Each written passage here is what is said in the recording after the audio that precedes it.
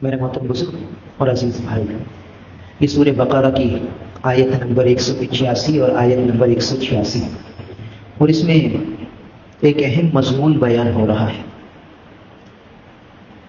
ان آیات سے پہلے اور ان آیات کے بعد رمضان المبارک کے روزوں کے متعلق کچھ مسائل اور احکام کا بیان ہے، اور اسی کے بیچ میں یہ اہم ترین مضمون بیان ہو رہا ہے جس کا تعلق ہماری پوری زندگی سے ہے اور شریعت کے سارے احکامات سے متعلق ہے۔ رمضان المبارک آیا اور چلا گیا۔ یہ رمضان ایک مشق تھی اللہ تعالیٰ کے حکم کو پورا کرنے کی۔ اب مشق پوری ہو گئی، اب ہم کارزار زندگی میں داخل ہو گئے۔ اب ہر لمحے ہماری طرف احکامات متوجہ ہیں، اور ہر لمحے ہمیں سوچنا ہے کہ یہ حکم میں پورا کر رہا ہوں یا نہیں، اس حکم میں کوئی کوتاہی تو نہیں ہو رہی۔ دوسرے الفاظ میں کہہ لیجئے کہ روزہ نام تھا کھانے پینے اور شہوات سے رکنے کا، خواہشات سے رکنے کا، اب ساری زندگی کا روزہ شروع ہو گیا، ساری زندگی کا روزہ شروع ہو گیا۔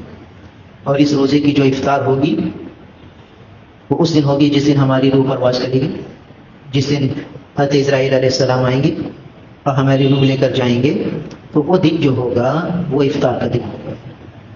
اور اس وقت اگر ساری زندگی کو روزے کی طرح گزارا ہوگا کہ ہر لمحے روزے کے ٹوٹنے کی فکر تھی کہ کہیں ٹوٹ نہ جائے، تو اب زندگی کے کارزار میں شروع ہوئے تو ہر لمحے ہمیں فکر رکھنی ہے کہ کہیں یہ حکم اللہ کی نافرمانی، اس حکم میں نافرمانی نہ ہو جائے، اس حکم میں نافرمانی نہ ہو جائے، ہر لمحے فکر کرنی ہے۔ تو جو ہر لمحے فکر کرے گا اور دھیان کے ساتھ زندگی گزارے گا، علماء فرماتے ہیں کہ دو چیزیں، ایک دھن ایک دھیان۔ ایک دھن لگ جائے، مجھے اللہ کے حکم کو پورا کرنا ہے اور اس کی دھن لگ جائے، اور ایک دھیان آ جائے کہ یہ حکم میں صحیح طریقے سے پورا کر رہا ہوں، یہ اس میں کوئی کمی کوتاہی ہو رہی ہے، اس میں کوئی نقص تو نہیں ہو رہا، اس میں کوئی کوتاہی تو نہیں ہو رہی۔ تو اللہ تعالیٰ کے حکم کو پورا کرنے کی دھن لگ جائے اور حکم کو صحیح طریقے سے پورا کرنے کی طرف دھیان آ جائے۔ اب آدمی حکم بھی پورا کرے اور دھیان نہ کرے کہ میں ایک صحیح طریقے سے حکم پورا کر رہا ہوں یا اس میں کوئی کوتاہی کر رہا ہوں، اب وہ کوتاہی ہو رہی ہے، اس کو دھیان نہ ہونے کی وجہ سے وہ عمل مائنس میں جا رہا ہے اور یہ سمجھ رہا ہے میں تو بڑا اچھا کام کروں۔ اس لیے دھن اور دھیان، یہ دو چیزیں اگر پیدا ہو گئی تو سمجھو کہ سارے دین پر عمل کرنا آسان ہو جائے۔ اور پھر ان آیات مبارکہ میں جو تلاوت کی گئی ہیں، جو مضمون ہے، وہ یہی بیان کیا جا رہا ہے کہ دیکھو اللہ کا کوئی حکم مشکل نہیں ہے۔ کیا آپ سمجھو کہ وہ مشکل ہے؟ پورا کرنے میں دشواری ہے؟ جتنے حکم اللہ نے دیے ہیں وہ سب آسان ہیں، وہ ایسے ہیں جو ہم پوری طرح آسانی سے ادا کر سکتے ہیں، اور اگر ادا نہ کر سکتے ہیں تو پھر اس میں اللہ نے رعایت دی ہے، لچک دی ہے، آسانی دی ہے۔ سفر کی حالت ہے، بیماری کی حالت ہے، چلو روزہ چھوڑ دو، لچک دے دی۔ کھڑے ہو کر نماز نہیں پڑھ سکتے، تکلیف ہے، بیماری کی شدت ہے، ضعف ہے، بیٹھ کے پڑھ لو، رعایت دے دی، لچک دے دی، آسانی دے دی۔ تو جتنے احکامات شریعت ہیں اس میں اللہ تعالیٰ نے آسانی کو ملحوظ رکھا ہے کہ میرے بندوں کو مشکل نہ ہو۔ اور یہ بھی کہ اگر بندے کوئی کوتاہی کر جائیں، کوئی حکم عدولی کر جائیں، شیطان ان کو ورگلا دے اور حکم عدولی کرا دے تو کیا کریں؟ تو فرمایا کہ اس کے لیے توبہ کا تریاق دے دیا۔ گناہ ایک زہر تھا، اس زہر کا تریاق وہ توبہ کی شکل میں دے دیا کہ ٹھیک ہے، گھبرانا نہیں، حکم پورے کرتے رہنا، دشمن تم پر حملے کرے گا، اٹیک کرے گا، اس سے محفوظ رہنا، اپنے آپ کا دفاع کرنا، اتفاق ہے دفاع نہ ہو سکے اور تم اس کے چکر میں پڑ جاؤ اور تم سے ارتکاب معصیت کرا لے تو گھبرانا نہیں، ہم تمہیں تریاق دیتے ہیں، ہم تمہیں اس انفیکشن کا علاج دیتے ہیں، اس ریئیکشن کے لیے تمہیں دوا دیتے ہیں تاکہ اس کا ریئیکشن، اس کا انفیکشن، وہ زہر دور ہو جائے، اور وہ ہے توبہ۔ تو توبہ دے دی۔ توبہ کیا ہے؟ دیکھو، توبہ کا مفہوم ہم سب لوگوں نے بہت کم سمجھا ہے۔ توبہ ایک کامل یہ ہے کہ ما قبل زندگی جو گزری اس میں جتنے گناہ ہوئے اسے رو دھو کر معاف کرو کہ اللہ مجھ سے نماز چھوٹ گئی، مجھے معاف کر دیجیے، مجھ سے روزے رہ گئے، مجھے معاف کر دیجیے، مجھ سے حق تلفیاں ہو گئی، معاف کر دیجیے۔ اب یہ ہو گئی توبہ. اب اس کی تلافی کرنی ہے کہ جو نماز رہ گئی ہے اب اس کی قضا کرنی ہے, جو روزے رہ گئے ہیں اس کی قضا کرنی ہے, جو حق تلفیاں ہو گئی ہیں اس کی ادائیگی کی فکر کرنی. اب ہوتا یہ ہے کہ ہم نے توبہ بھی کر لی, اللہ سے معافی بھی مانگ لی, آئندہ نہ کرنے کا عزم بھی کر لیا, اور موجودہ دور میں نماز بھی شروع کر دی کہ اللہ کا شکر ہے نمازوں کی پابندی ہو رہی ہے. رمضان کا بعد اب آدمی احتیاط کر رہا ہے, نمازیں پوری پڑھ رہا ہے, اللہ کا شکر ہے. آئندہ بھی نمازیں پڑھنے کا عزم کر لیا کہ میں آئندہ بھی نمازیں پڑھوں گا, تو آئندہ کا بھی عزم ہو گیا. موجودہ دور میں نمازیں بھی پڑھ رہا ہے, اور ماں قبل کی نمازیں جو چھوٹی تھیں اس پہ رویا دھویا, اللہ سے معافی مانگی, مگر اس کی قضا شروع نہیں کی. تو اب اگر قضا شروع نہیں کی تو اس کی یہ توبہ ناقص ہے, نامکمل ہے, ناتمام ہے. اب یہ سمجھ رہا ہے کہ میں تو توبہ کر لی, میں نے تو رونا دھونا کر لیا, میرے تو سارے گناہ دھل گئے. نہیں, ابھی دھلے نہیں ہیں. اب یہ قضا نمازیں شروع کر دے گا تو سمجھو اب دھلائی ہو گئی. وہ قضا نمازیں شروع نہیں کرتا اور بے فکر ہو کے زندگی گزار رہا ہے تو توبہ نہیں ہوئی, توبہ کا دھوکہ لگا. اس کو مثال سے یوں سمجھ لو کہ ایک شخص 4 رکعت عشاء کی پڑھی, ایک سجدہ چھوڑ دیا. 8 سجدے ہوتے ہیں, ہر رکعت میں 2 سجدے, ایک رکعت میں 1 سجدہ کیا, باقی رکوع بھی کیا, قیام بھی کیا, سارے فرائض ادا کر لی, کوئی فرض نہیں چھوڑا, صرف ایک سجدہ چھوڑا, اور نماز بھی پڑھ لی, سلام بھی پھیر لیا, نہ اس سجدے کی کوئی فکر کی اور نہ اس کی کوئی اطلافی کی صورت کی. میں نے اللہ کا شکر ہے نماز پڑھ لی, اور پڑھی ہے بھائی اس نے, مگر یہ نماز ہوئی نہیں, یہ مقبول نہیں ہے. 7 سجدے تو کیے اس نے, 4 رکوع کیے, قرات کی ہے, سورہ فاتحہ پڑھی ہے, سب کچھ تو کیا ہے. کتنے نامکمل نماز, نامکمل. جب نماز نامکمل ہے تو یہ قابل قبول نہیں ہے. قابل قبول نہیں ہے تو مردود ہے, رد ہے. جب رد ہے تو کل قیامت میں پوچھو گی کہ تم نے وہ عشاء کی نماز کیوں نہیں پڑھی, کیونکہ میں نے تو پڑھی ہے, میں نے تو سب کچھ کیا ہے. کہانی وہ تو ناتمام تھی, نامکمل تھی, وہ تو ہمارے دربار میں لکھی نہیں گئی, فرشتوں نے انٹری نہیں کی, یہ نماز قابل انٹری نہیں ہے, تو وہ تو تم نے پڑھی نہیں ہے, اور یہ تو مطمئن ہے کہ میں نے پڑھ لی. تو اس نے اپنے آپ کو دھوکہ دیا. ایسے ہی توبہ کر رہا ہے اور توبہ کر کے قضا نماز نہیں پڑھ رہا, تو نامکمل توبہ ہے, ناقص توبہ ہے, توبہ کا دھوکہ ہے. جیسے اس نماز کا دھوکہ ہو گیا جس نے سمجھا میں نماز پڑھ گیا, تو پڑھی بھی ہے مگر دھوکہ ہے, حقیقی نماز نہیں ہے, وہ ناقابل قبول نماز ہے, مردود نماز ہے. کہ اس نے ایک فرض چھوڑا ہے, 2 سجدے فرض ہیں, ہر رکعت میں 2 سجدے فرض ہیں, تو اس نے ایک سجدہ چھوڑا ہے. 7 سجدے کرنے کے باوجود ایک سجدہ نہیں کیا, تو 7 بھی مائنس میں چلے, 7 بھی مائنس. کتنے پلس ہو, 1 مائنس ہو تو پھر سارے پلس کو مائنس کر دیتا ہے, 1 مائنس 10 پلس کو مائنس کر دیتا ہے. دیکھو, تو توبہ کا دھوکہ ہم لوگوں کو لگ گیا, اور ہم مطمئن ہو گئے کہ اللہ کا شکر ہے ہم نے رمضان میں خوب رونا دھونا کر لیا, سحری میں اٹھ کے روئے, نمازوں کے بعد روئے, ختم قرآن میں ہم نے رونا دھونا کر لیا, اللہ کا شکر ہے اللہ نے اچھی طریقے سے رمضان گزروا دیا. اب تسلی ہو رہی ہے. بھائی اچھی بات ہے, اللہ نے رونے دھونے کی توفیق دے دی, ان کی عطا ہے, ان کی عنایت ہے, ان کی مہربانی ہے, مگر یہ دیکھنا ہے کہ یہ رونا دھونا قابل قبول بھی ہے کہ نہیں. یہ رونا دھونا قبولیت کے مقام کو حاصل کرتا ہے کہ نہیں کرتا. اگر یہ قبول ہے, ہو گیا ہے, تو سمجھو پھر تو اچھی بات ہے. اور قبول ہونے کی نشانی اور علامت یہ ہے کہ قضا نمازیں شروع ہو جائیں. اگر قضا نمازیں شروع نہیں کی تو بھائی یہ دھوکہ ہے. تو اس لیے ہر ایک اپنی زندگی کی نمازیں دیکھیں کہ کتنی پاکی ہے, تو سمجھو کہ رمضان اس کو کچھ دے کے جا رہا ہے, اس کو ایک جذبہ مقبول دے کر جا رہا ہے, ایک اہم سوغات دے کے جا رہا ہے, ایک اہم قسم کی مہک دے کے جا رہا ہے کہ ابھی آگے راستہ طے کرے گا اس سے. اور اگر یہ قضا نمازیں شروع نہیں ہوئی تو بھائی خطرہ ہی خطرہ ہے. سوچنا پڑے گا کہ بھئی میں نے توبہ کی ہے تو یہ میری توبہ قبولیت کے مقام کو حاصل نہیں کر گئی, تو ایسے ہی ہو گئی. قضا روزے وہ شروع ہو جائیں. سوچے زندگی میں کتنے روزے چھوٹ چکے تھے, روزے کسی روزے کو جان بوجھ کر توڑ دیا, اس کا کفارہ 60 روزے مسلسل رکھنا. وہ علماء سے جا کے پوچھے کہ میری کیا صورت بنے گی, کس طریقے سے میں اسے رکھوں گا, اس کی فکر ہو جائے. قضا زکاتیں پچھلے سالوں کی 10 سال کی 20 سال کی واجب ہیں, اس کو ادا کر کیا کروں, کس طرح کروں, کیسی ترتیب بناؤں, یہ فکر لگ جائے, یہ دھن لگ جائے کہ مجھے پورا کرنا ہے. اور میرے ذمے جو مالی معاملات ہیں اس کی ادائیگی کی فکر کرو. میرے ذمے جو مالی معاملات ہیں, اب آدمی مالی معاملات میں تو یہ سمجھتا ہے کہ میں پاک صاف ہوں, میں نے تو کچھ کیا ہی نہیں, اللہ کا شکر ہے میرے اوپر کسی کا لینا دینا نہیں ہے. مگر غور سے دیکھے گا, غور سے سوچے گا, گہری نظر ڈالے گا اپنی ماضی پر, اسے نظر آئے گا کہ بھئی 10 روپے کی بھی باتیں سامنے ہیں. تو ایک دفعہ ایسے مذاکرہ ہوا, تو مذاکرے کے بعد ایک ساتھی آئے, کہنے لگے کہ بھئی بات یہ ہے کہ میں تاجر ہوں, تجارت کرتا ہوں, اور آپ کہہ رہے ہیں کہ توبہ کی تکمیل یہ ہے کہ کسی کی حق تلفی ہوئی ہے تو اس کے حق کو ادا کرو. تو میں جوانی میں کاروبار کرتا تھا, تو میں چوری کا مال خریدتا تھا، چوری کا مال. اب چوری کا مال میں خریدتا تھا، بیچتا تھا، سستا ملتا تھا، بازار سے وہ بہت اچھے ریٹ میں مل جاتا تھا تو میں وہ خرید لیتا تھا اور خرید کر سستے بھاؤ بیچتا تھا، تھوڑا سا نفع رکھ کے. کٹنگ اچھی ہو جاتی تھی، اچھے ریٹ نکل مل جاتے تھے. اور جو چوری کرنے والا تھا مجھے پتا تھا کہ وہ فلاں مل سے مال چوری کرتا ہے، وہاں کے ملازموں سے ملا ہوا ہے، اور میں اس سے لے لیتا تھا، پھر میں آگے بیچ دیتا تھا. اب مجھے دھیان آ رہا ہے کہ یار یہ بھی حق ہے، یہ بھی ادا کرنا ہے. کبھی میرے ذہن میں آیا ہی نہیں تھا کہ یہ بھی ادا کرنے کی چیز ہے. میں تو دیندار ہو گیا ہوں، حج بھی کر لیا ہے، اور ماشاءاللہ میں تو اپنے آپ کو بڑا متقی پرہیزگار سمجھ رہا ہوں، اور میرے ذمے تو یہ حق کتنا ہوگا، میں کیا کروں. تو بھائی یہ تو بڑی خطرے کی چیز ہے. اب سوچو، اب پرسوں پرانی بات، جس تاجر سے تم نے مال خریدا وہ زندہ ہے؟ کہاں وہ زندہ؟ کہا بھائی بات یہ ہے کہ اس تاجر کو دو گے تو وہ تو کھا جائے گا، جس مل سے مال چرایا ہے اس کے مالک تک پہنچنے کی ضرورت ہے.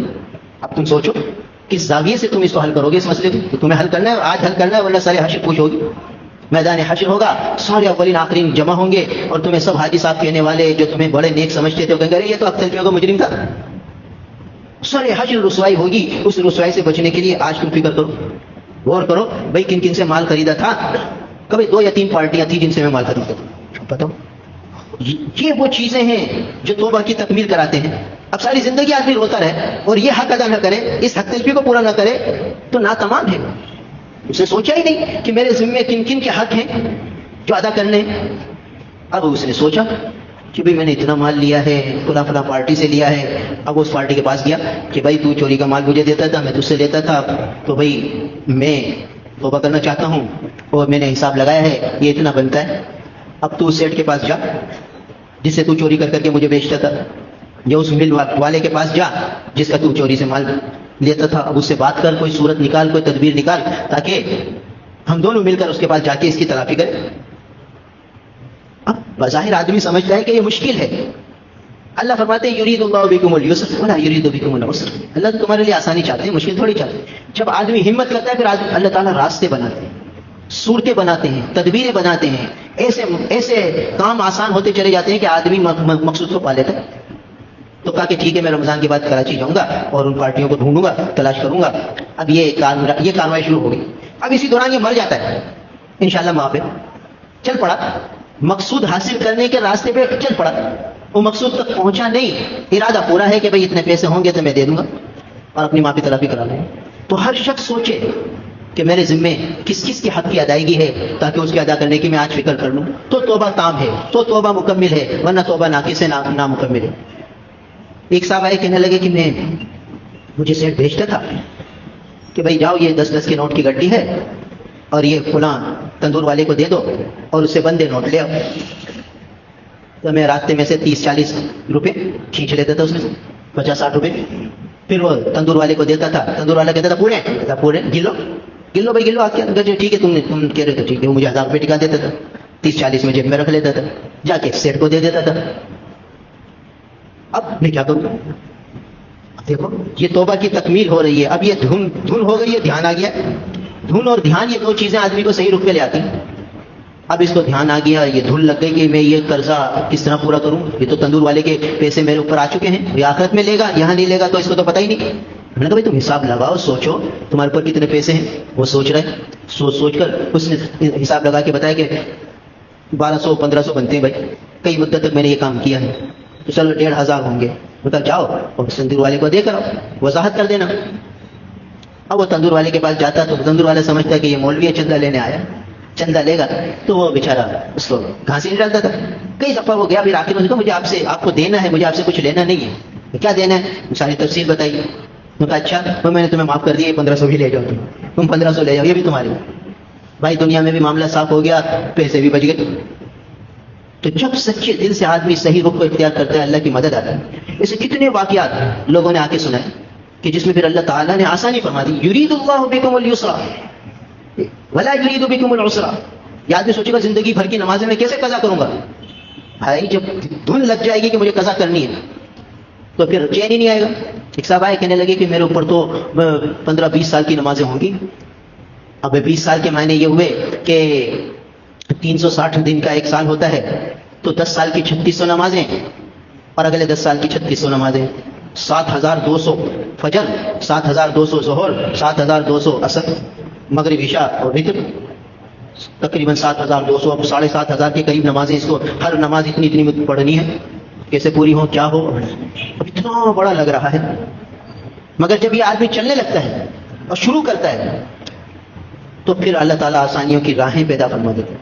انہوں نے کہا بھائی تم لکھو، یہ 7,200 نمازیں تمہاری ہیں، تم لکھو، اور یا تو پہلے ساری فجر نمٹا دو، جلدی جلدی فجر، ہر وقت، اشراق کے وقت بھی فجر، اور ظہر کے وقت آتے ہو جو نفلوں کا وقت ہے اس میں فجر، اور عصر کے بعد وقت آتے ہو تھوڑی جلدی آ جاؤ، 4-6 عصر فجر پڑھ لو، 2-4-6 رکعت پڑھ لو، فجر ہو جائیں گی 3.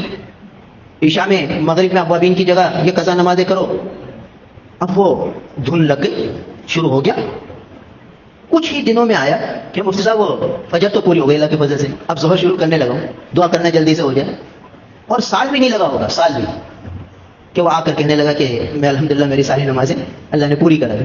اللہ تعالیٰ وقت میں برکت عطا فرماتے ہیں. اللہ تعالیٰ اس بندے سے خوش ہوتے ہیں کہ یہ بیچارہ، اب دیکھو یہ جو قضا نمازیں آدمی پڑھے گا نا، یہ خالص اللہ کا اور اس کا معاملہ ہے، بیچ میں مخلوق کوئی نہیں.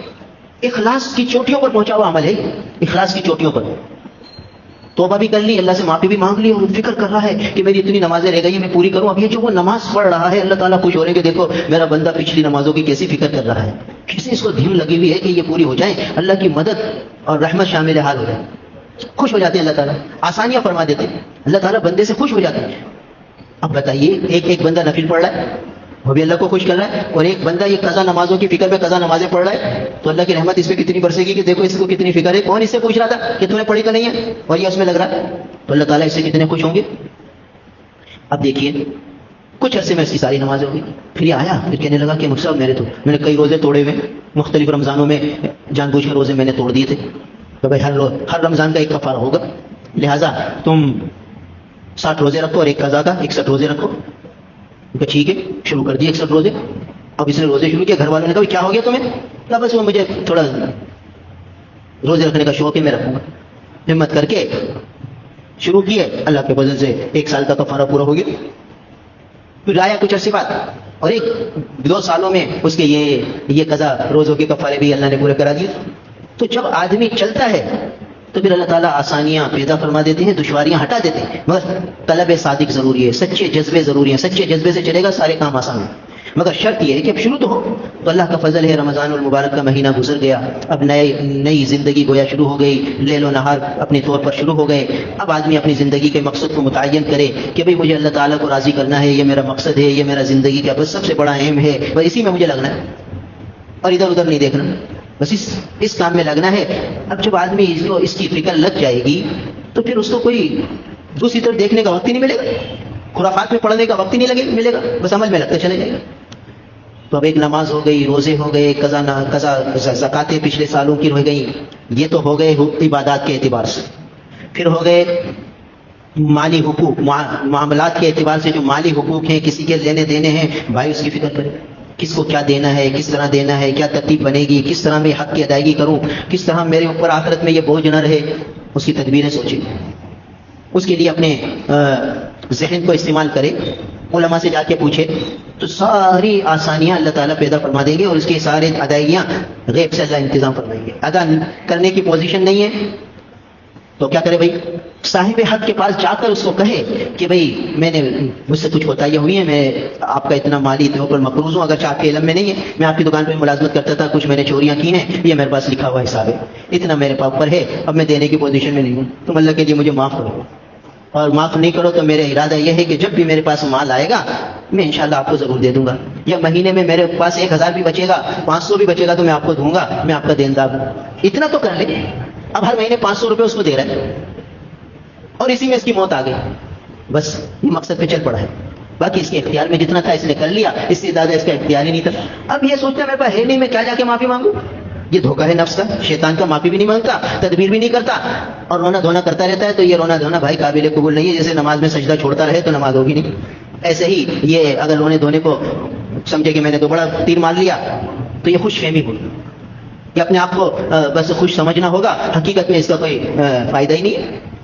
اس لیے بھائی فکر کرے، نہیں ہے اسباب تو بھی علماء کے پاس جائے، پوچھے کہ میرے اوپر فلاں کے اتنے پیسے ہیں، میں دینے کی پوزیشن میں ہی نہیں ہوں، میں کیا کروں، کس طرح اس سے معافی کروں. جا کے معافی مانگے. نہیں کرتا وہ معاف تو اس کو میں مہینے میں 500 روپے دوں گا، میرے پاس اتنا ہی ہو سکتا ہے. اور پھر جب اللہ مجھے وسعت دے گا میں تمہارا ضرور قرضہ چکاؤں گا. موقع اس کے پاس جائے, اس سے معافی تلافی کرتا رہے یہاں تک کہ اللہ تعالیٰ کو غیب سے مدد کرے اسے. بھائی جب آدمی تقویٰ کو اختیار کرتا ہے تو غیب سے ایسے راستے کھلتے ہیں کہ پتہ ہی نہیں چلتا کہاں سے نظام چل رہا ہے, کیسے نظام چل رہا ہے. پھر ساری کائنات کے مالک اللہ تعالیٰ ہیں, سارے کام بنانے والے اللہ کی ذات ہے, تو پھر سارے کام بن جاتے ہیں. تو معاملات کے اعتبار سے توبہ کی تکمیل وہ یہ ہوگی کہ جس کے دینے کے ہیں فکر کرے. بیوی کو مہر نہیں دیا اس کی ادائیگی کرے, بیوی کو مہر نہیں دیا اس کی ادائیگی لازم ہے. ایک دفعہ ہم نے یہ مسئلہ بتایا تو ایک بڑے میاں آئے, اللہ ان کی مغفرت فرمائے, وہ صحابی انتقال ہو گیا. بڑے شوق سے آتے تھے درس میں, بڑی دھیان سے توجہ سے سنتے تھے مسائل. تو داڑھی نہیں تھی, داڑھی رکھ لی, مرنے سے پہلے سارے کام اللہ نے ان کو صاف اچھے کرا دیے کیونکہ جذبہ صادق آ گیا تھا دل میں. تو بات یہ چلی کہ بھائی مہر جو ہوتا ہے نا اس کی ادائیگی لازم ہے اور اس کو ادا کرنا واجب اور ضروری ہے. نہیں ادا کرے گا تو یہ قرض ہے اور کل آخرت میں پھر حساب ہوگا. ایک پیسے کے بدلے 700 مقبول نمازیں دینی ہوں گی. تو بتاؤ کتنی ساری اس کی نیکیاں اس کی بیوی لے جائے گی. تو اس کو فکر ہو گئی, ارے بھائی میری تو بیوی کو میں نے مہر ادا ہی نہیں کیا. کہا آپ ادا کر دو. کہا وہ مر گئی ہے. تو مر گئی ہے اب کیا کروں. میں نے کہا بھائی اس کے وارثوں کو دو. انہوں نے کہا جس وقت وہ مری تھی تو تمہاری ساس زندہ تھی. کہا میری ساس بھی زندہ تھی, اب وہ بھی مر گئی ہے. انہوں نے کہا کہ بھائی تمہاری جو مہر تھا اس کی رقم کتنی تھی. کہا اس وقت جو ہے وہ 52.5 تولہ جو ہے 52.5 روپے رکھتے تھے. وہ چاندی کے سکے ہوتے تھے, 1 تولہ کا ایک سکہ ہوتا تھا, وہ 52.5 تولہ چاندی تھی ایک طرح سے. کہا کہ بھائی تمہیں 52.5 تولہ چاندی کی جب مالیت دیکھو پوچھو کتنی ہے. اس وقت 400-500 روپے چلتی تھی, 25,000 کے قریب اس کے بنے تھے. اب اس کی میراث کیسے تقسیم ہوگی. ہم نے کہا بھائی یہ چھٹا حصہ گویا اگر 24,000 ہے تو 6 چوک 24 یعنی 4,000 روپے تو یہ تمہاری ساس کے ہو جائیں گے, اس کو دینے پڑیں گے 4,000 روپے. کہو ساس کا حصہ کس کو جائے گا. ہم نے کہا تمہارے سالے سالیوں کو جائے گا. اب وہ جو 4,000 میں سالے سالیوں کا حصہ نکلا تو کسی کے حصے میں 1,500 آ رہے ہیں, کسی کے حصے میں 800 آ رہے ہیں. ہم نے کہا سب کو لفافے میں ڈالو اور ہر سالے کے بعد جاؤ, ہر سالی کے بعد جاؤ, یہ تمہارا حق ہے, یہ لے لو بھائی. میری بیوی کی طرف سے اس کی ماں کو پہنچا, اس کی ماں کی طرف سے تم کو پہنچا. اب بتاؤ, اب دیکھنے میں تو یہ لگ رہا ہے کہ بھائی بہنوئی کے مال میں سالے سالیوں کا حق کہاں سے آ گیا. بہنوئی کے مال میں سالے سالیوں کا حق کہاں سے آ گیا, مگر یہ حق اس طرح آ گیا. اب وہ کوئی مذاق اڑا رہا ہے, کوئی ہنس رہا ہے, کوئی کیا کر رہا ہے, 800 کا ہم کیا کریں گے, بھائی یہ 1600 کا ہم کیا کریں گے. ان کو بھائی پہلے مذاق اڑائیں, مستیاں کریں, تم تو ان کے ہاتھ میں دے کر آ جاؤ, اور وہ نہ لے تو ان کو اپنے ہاتھ سے میں لے کر مجھے ہدیہ کر دو تاکہ وہ مالک بن جائیں, پھر تمہیں ہدیہ کر دیں تو تم کی طرف سے تمہارے لیے حلال ہو جائے. اور بھائی بقایا 25% تمہارا ہے, 6,000 کے قریب تمہارا ہے, اور اس کے بعد جو باقی بچے گا تو تمہارے بیٹے بیٹیوں کا ہے, ان کو دے دو. تو الحمدللہ اس نے سارا کام کیا اور آ کر بتایا کہ بھئی یہ اللہ کا فضل ہے, اس طرح میں نے کر دیا. اب بتاؤ جب دھن آ گئی, دھیان آ گیا, معاملہ صاف ہو گیا, اور آج وہ انشاءاللہ سرخرو ہوگا اور اس کی قبر میں روشنی ہوگی, اس لیے کہ حق کی ادائیگی کر گیا. اور اگر یہ دین کی مجلس میں نہ بیٹھتا اور عزم ارادہ نہ کرتا کہ ارے بیوی مر گئی اب کیا ہے, بس اللہ غفور رحیم ہے, بس اس دھوکے میں پڑا رہتا تو 25,000 اس کے گلے پڑتے, ایک بھائی کا حساب دینا پڑتا, وہاں سے سالہ آ جاتا, وہاں سے سالی آ جاتی, کہتے ہمارا حق کھا گیا ہے, دیکھو کتنا نقصان ہو جاتا. تو صاف ستھرا ہو گیا مالی اعتبار سے. تو یہ ہے توبہ کی تکمیل.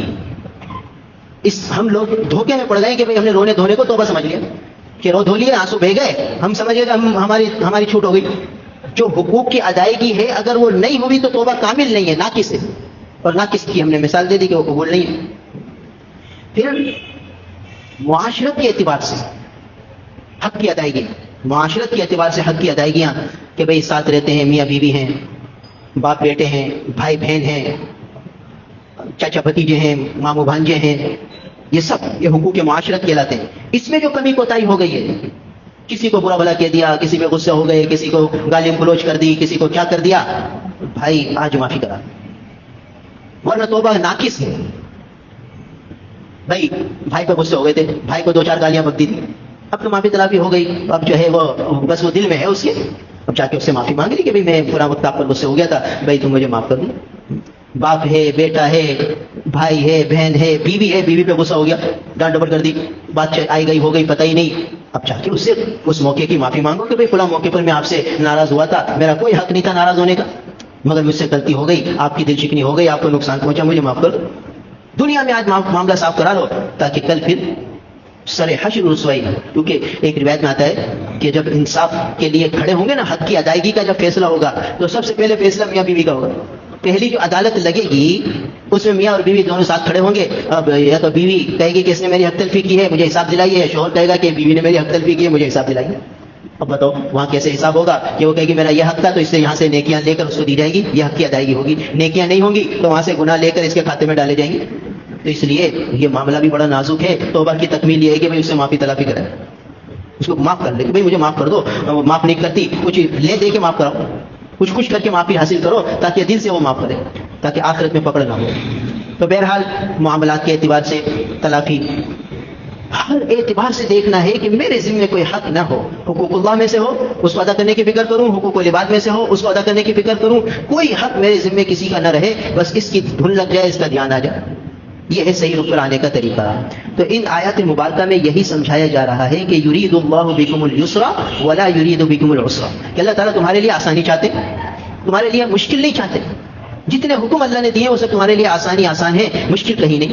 مشکل ہوتی کہیں ہوتی ہے تو اس میں اللہ تعالیٰ لچک دے دیتے ہیں، آسانیاں پیدا فرما دیتے ہیں اور حکم کو آسان کر دیتے ہیں، سہل فرما دیتے ہیں کہ اس طریقے سے پورا کر لو، ایسے ہو جائے.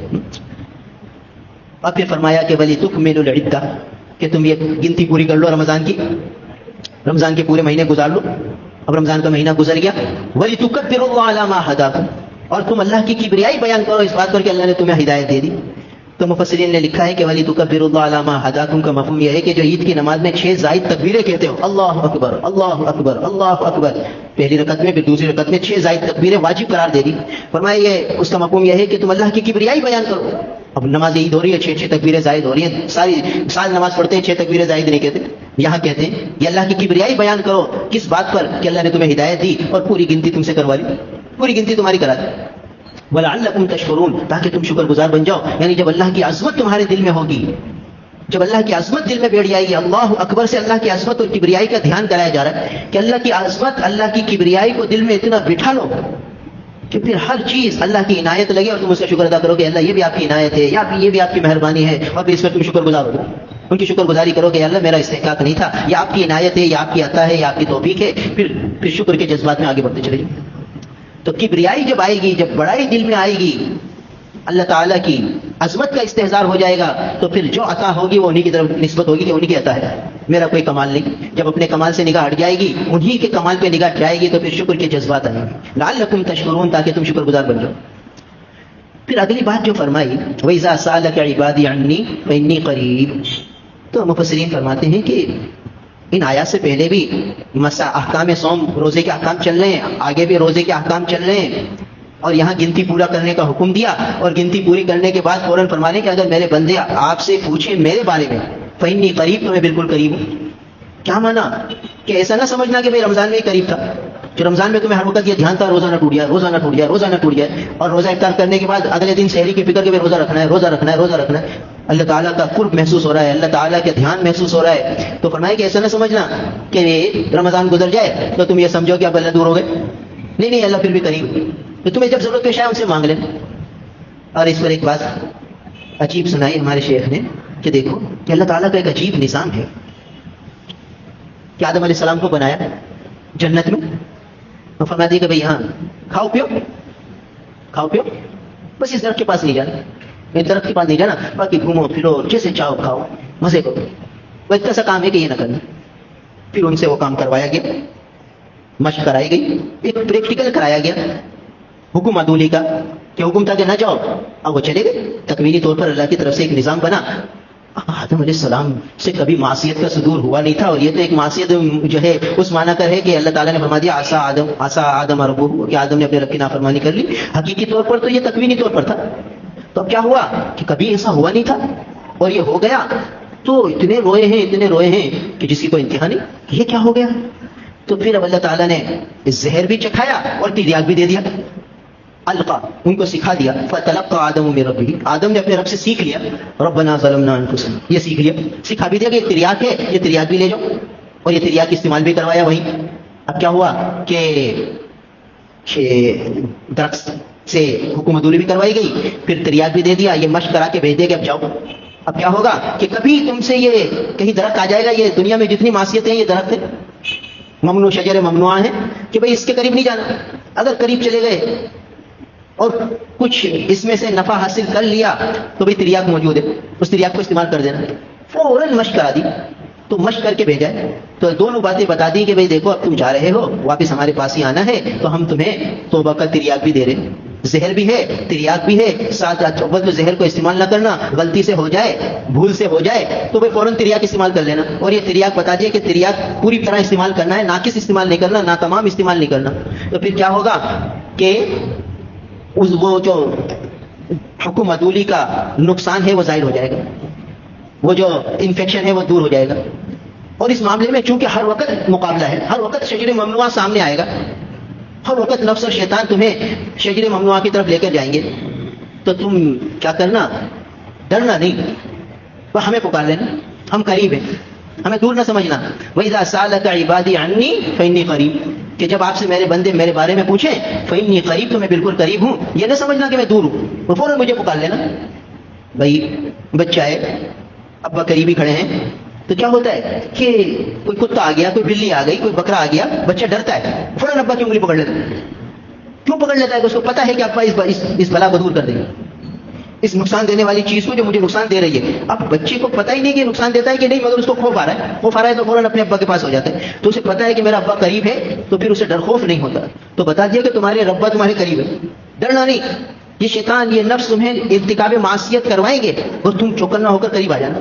تو وَإِذَا سَأَلَكَ عِبَادِي عَنِّي، جب آپ میرے بندے آپ سے میرے بارے میں پوچھیں تو کہہ دینا میں بالکل قریب ہوں. اجیب دعوت الداعی اذا دعان، کہ میں پکارنے والے کی پکار کو قبول کر لیتا ہوں جب وہ مجھے پکارتا ہے. جب پکارتا ہے تو میں قبول کر لیتا ہوں، اور ہر لفظ کا اللہ تعالیٰ جواب دیتے. سورہ فاتحہ شروع کرتا ہے تو ادھر کہتا ہے الحمدللہ رب العالمین، کہتے ہیں حمیدنی عبدی، میرے بندے نے میری حمد کی، میری بزرگی بیان کی ہے، میرے بندے نے میری ثنا بیان کی. ایک ایک جملے کا جواب دیا جائے. اجیب دعوت الداعی اذا دعان، تو جب مجھے پکارے گا میں اسے اس کی پکار کو سنوں گا، اس کا جواب دوں گا کہ قریب ہوں. تو ہر دعا اللہ سنتے ہیں اور اس کی مصلحت کے مطابق اس کے ساتھ معاملہ بنتا ہے. اب آدمی تو یہ چاہتا ہے کہ جو میں مانگتا ہوں بس وہ پوری ہو جائے. تو حضرت شیخ سنانے لگے کہ ایک دفعہ کیا ہوا کہ ہم باہر ملک ہماری جانا تھا، تو ایک ملک سے دوسرے ملک جانا تھا ہمیں، اور اگلے ملک میں ہمارا پروگرام تھا، بیان وغیرہ طے تھا. تو ہم نے وہ پرواز بکنگ کروائی تو پتہ چلا کہ اس دن کی ٹکٹ اس جہاز کی آپ کو نہیں مل سکتی. اور ہمیں یہ تھا کہ اگر اس جہاز میں ہمیں ٹکٹ مل جائے گی تو ہمارا اگلا جو سفر ہے اس میں جو ہمارا مقصود ہے وہ حاصل ہو جائے گا کہ وہاں جا کے بیان کرنا ہے، اور سارے پروگرام ہمارے متعین ہیں. اب وہ جہاز پورا فل بک ہے، کوئی سیٹ خالی نہیں. تو اب وہاں کے حضرت تو فرمانے لگے، حضرت تو یعنی بڑے لوگوں میں سے ہیں، بڑے بڑے حکومتی عہدے داروں سے بات کی کہ بھائی ہمارا آگے پروگرام ہے، سارا پروگرام ہمارا ڈسمس ہو جائے گا، مہربانی کریں ہمیں اسی پرواز میں ٹکٹ کروا دیں. تو ہم دعائیں مانگ رہے ہیں اللہ سے، نفل پڑھ کے دعائیں مانگ رہے ہیں کہ اللہ آسانی کر دیجیے، اسی جہاز میں ہماری ٹکٹ ہو جائے.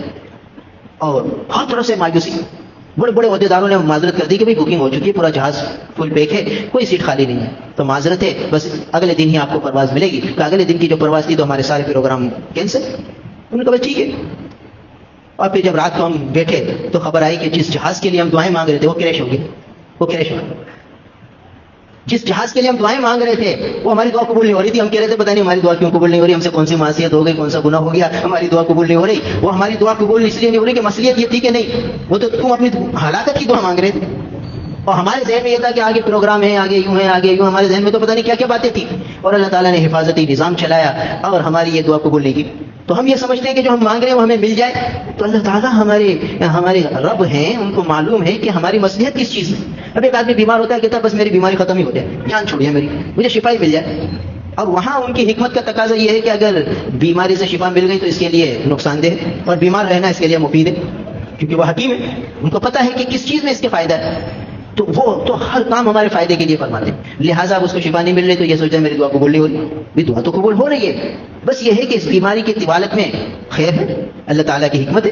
تو فرمایا کہ اذا سالک عبادی عنی فانی قریب اجیب دعوت الداعی اذا دعان، کہ میں پکارنے والے کی پکار کو قبول کرتا ہوں جب پکارے. تو جب آدمی دن میں پکارے، رات میں پکارے، سرن پکارے، جہرن پکارے.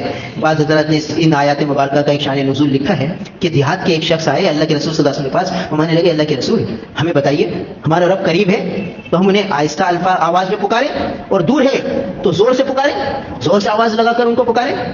تو اس پر یہ آیتیں آ گئی کہ انی قریب، بھائی میں قریب ہوں. چلانے کی بھی ضرورت نہیں ہے، دل میں بھی مانگو گے تو مل جائے گا.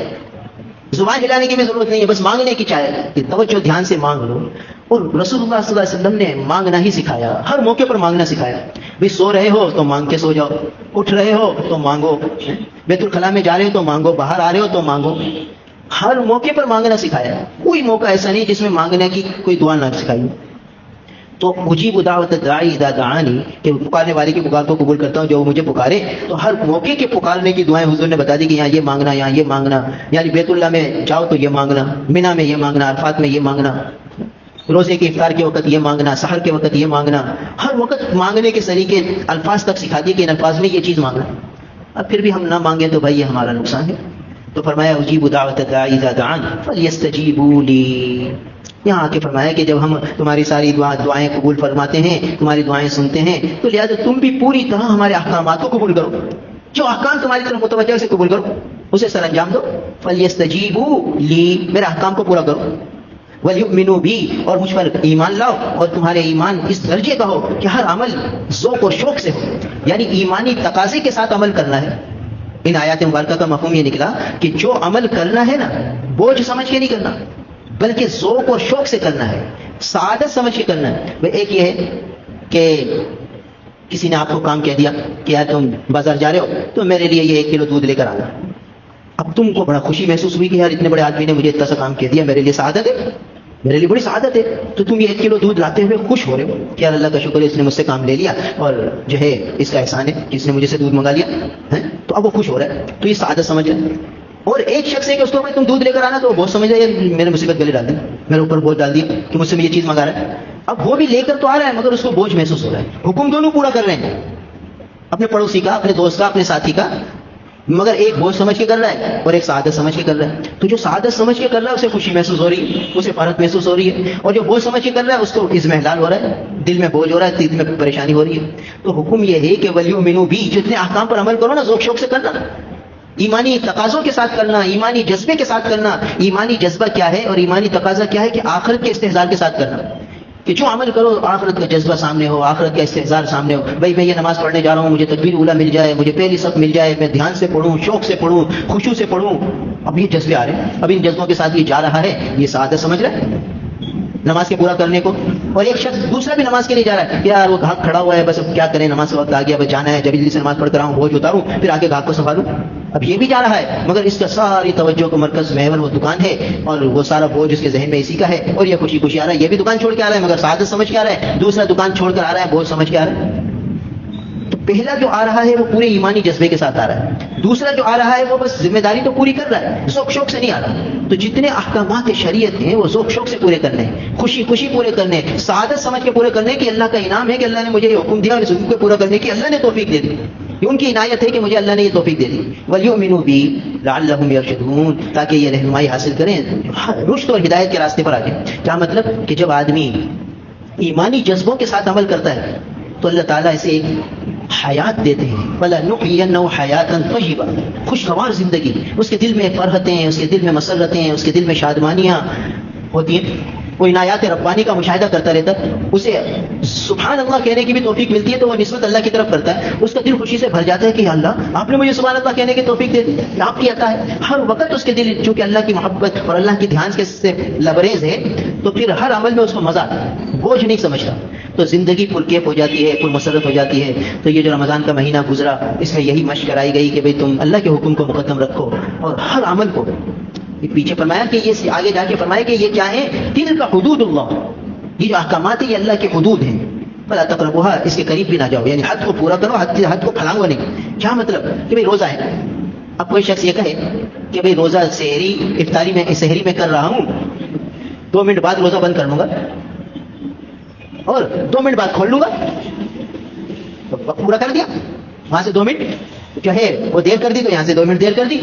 کہتے نہیں یار تم نے حد حدود کی خلاف ورزی کر دی، حد دے دی تھی کہ بھئی یہ صبح صادق ہو گئی، بس اب تمہیں رکنا ہے، اب آگے بڑھنا نہیں ہے۔ یہ نہیں کہ بس اس حد کو کراس کر کے پھر تم آگے دوسرے جو ہے وقت کو پورا کرو کہ چلو بھائی آدھے گھنٹے بعد کھول لیں گے، نہیں۔ اور جب کھولنے کا وقت آ گیا تو کوئی کہے کہ یار چلو میں 5 منٹ بعد کھولوں گا، 5 منٹ کا اور میرا روزہ صحیح، کہتے ہیں مکروہ ہو جائے گا، بلا ضرورت تاخیر کرے گا روزہ افطار کرنے میں غروب آفتاب کے بعد، تو پھر یہ مکروہ ہے۔